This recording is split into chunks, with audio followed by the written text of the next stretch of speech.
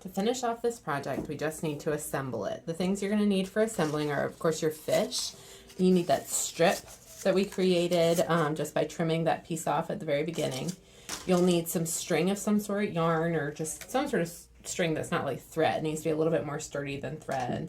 Hopefully a hole punch if you have one. If not, you could probably punch holes with a pencil or something with some help.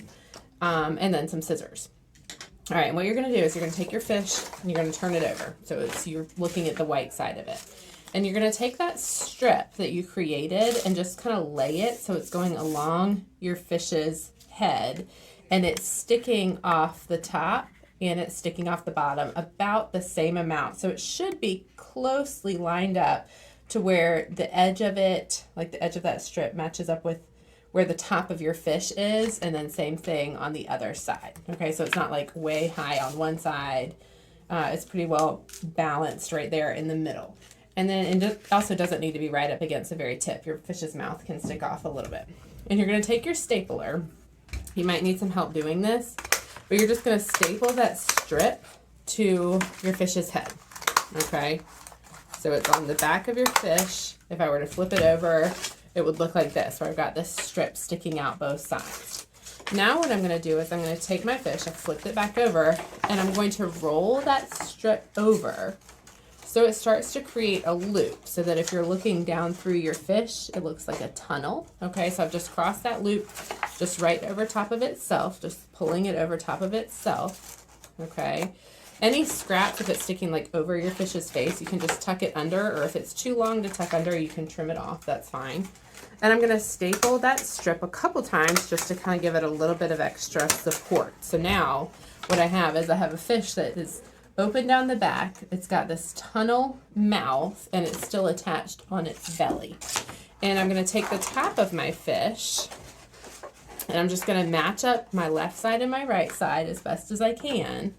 And you could overlap them like this so that, maybe I will. All right, I'm going to try to overlap mine and hold it still so that it's matching up like this. So it's continuing my tunnel down.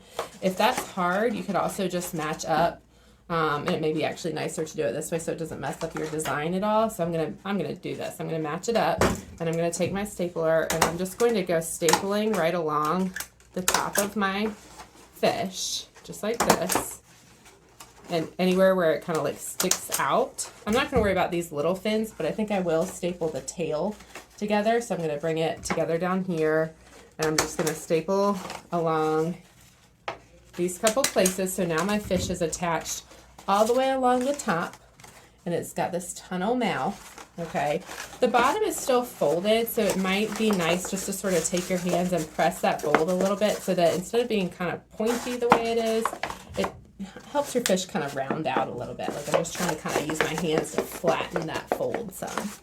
Okay, then you're going to take your hole punch and you're going to add about 4 holes going around that tube that you've got. So I'm going to just take my hole punch and I'm going to add 1, 2, 3, 4 holes. All right, so I've got 4 holes going around. And the last step is to take your string or yarn, whatever it is that you're working with. It can be any color. I just picked these colors because I like the way they look together.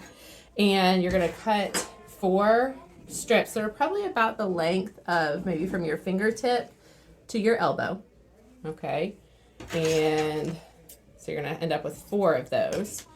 You'll take each one of the 4, thread it through your hole, and tie it in 1, 2 knots.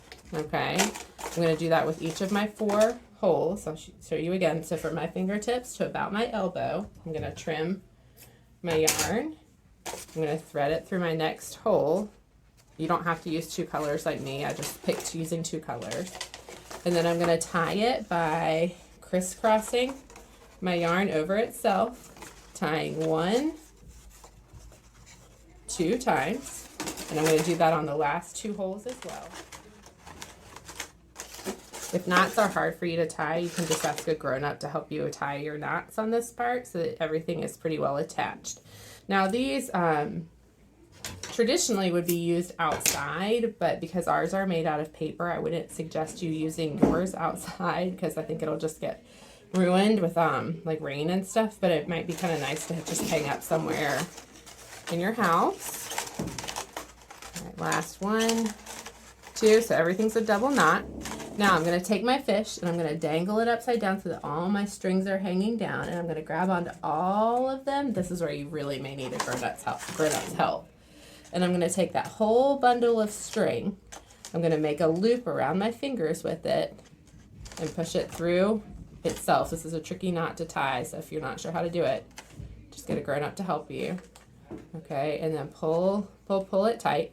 I've got all this extra string here that I can trim off. Okay, so the way I've strung up my fish, I could use it to hang somewhere. I could hang it like just on a wall or something if I wanted to, or I could hang it like in a window or door or something like that. But it just makes like a nice little hanger that you can hang up somewhere. All right, that's your Koinobori fish.